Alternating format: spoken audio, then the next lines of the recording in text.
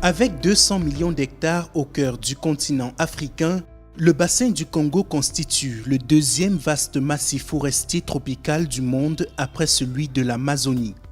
Un vaste massif forestier qui s'étend sur le Cameroun, la République centrafricaine, le Gabon, la Guinée équatoriale, le Congo et la République démocratique du Congo, qui comporte à lui tout seul plus de la moitié de la faune et de la flore africaine. Seulement l'existence même de ce trésor naturel est aujourd'hui menacée par le braconnage, l'exploitation abusive des ressources forestières et minières. Conséquence, chaque année, c'est des centaines de milliers d'hectares de forêt qui disparaissent. Face à l'ampleur de ce drame, les gouvernements d'Afrique centrale ont, dans le cadre de la COMIFAC, créé un observatoire des forêts, l'OFAC, qui leur permettrait d'obtenir des données précises qui faciliteront la prise de décision. Pour orienter sa lanterne, la COMIFAC se dote d'un plan de convergence qui est un document stratégique de politique forestière et environnementale amené par les États, tant au niveau national que sous-régional. Dans ce plan de convergence, la connaissance des ressources a une place très importante. Et l'une des composantes de cet axe stratégique portait sur justement la mise en place, aussi bien au niveau national que sous-régional, des observatoires des forêts d'Afrique centrale. D'où la naissance de l'OFAC en tant qu'instrument de la COMIFAC qui concourt à mettre à la disposition des États et des partenaires des instruments communs de connaissance en vue de la gestion durable des écosystèmes forestiers d'Afrique centrale. De manière générale, l'Observatoire a pour mission de permettre à l'ensemble des pays de la COMIFAC et à leurs partenaires de disposer des outils essentiels de pilotage et de partage des connaissances pour une meilleure gouvernance et une gestion durable des écosystèmes forestiers. Et pour atteindre cet objectif, l'OFAC est également engagé dans la formation des acteurs des différents États membres. L'idée, c'est d'outiller les représentants de chaque État afin que ceux-ci puissent contribuer de manière autonome à renseigner avec fiabilité la base de données régionale. Une base de données régionale qui s'est densifiée au fil du temps pour moderniser ses outils de collecte et ses indicateurs de manière à intégrer l'ensemble des pays membres, y compris les pays non forestiers.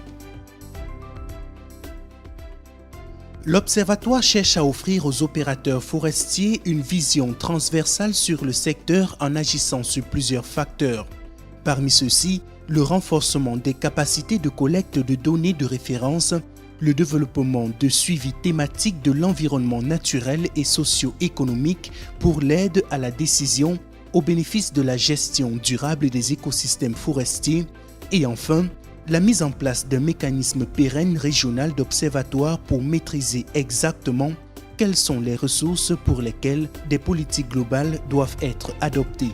On ne peut jurer que ce qu'on connaît, mais c'est à travers justement le FAC que nous devons connaître, à travers les domaines qui sont collectés sur le terrain, la ressource, le potentiel ligneux, le potentiel forestier qu'il y a dans notre sous-région. Et à partir de là, les politiques utilisent ces données pour mettre en œuvre les politiques nationales et sous-régionales en matière de forêt et environnement.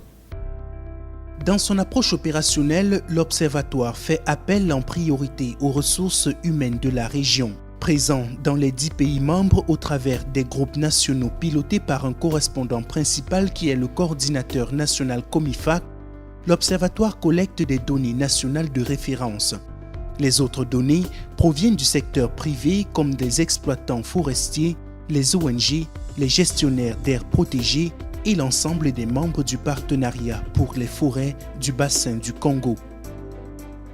Les données recueillies sont ensuite centralisées dans la base de données informatiques de l'Observatoire, traitées puis rendues publiques sous différentes rubriques via les canaux informatiques et globalement le système d'information de l'OFAC.